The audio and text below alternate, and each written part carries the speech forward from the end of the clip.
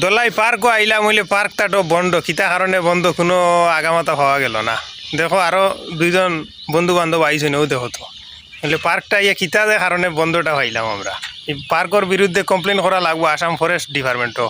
এটা তো ফরেস্টর পার্ক না নি, সবসময় বন্ধ থাকে সবসময় বন্ধ থাকে। আর যে ফরেস্টর পার্ক তো ফরেস্ট ডিপার্টমেন্টের কমপ্লেন করার দোলাই বায়োডাইভার্সিটি পার্কটা কিতা কারণে বন্ধ, এই বন্ধর কারণটা আমরা জানাইতে লাগবো। দেখো আমরা বিশেষ করে যারা দর্শক মণ্ডলী পার্কও ঘুরিতাম, আড্ডা মারতাম, আইয়া পার্কটারে বন্ধ হওয়া গেছে, এটা তো বড় দুঃখজনক ব্যাপার। এই ব্যাপারে কমপ্লেন করতে লাগবো আমরা।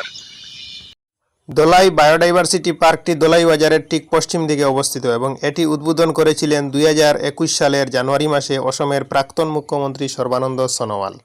এই পার্কটির চতুর্দিকে রয়েছে সবুজের সমারোহ, গাছপালা, প্রকৃতি পরিপূর্ণ। বিশেষ করে সবথেকে মনোরম একটা প্রাকৃতিক পরিবেশে মানুষজনের আনাগোনা থাকে।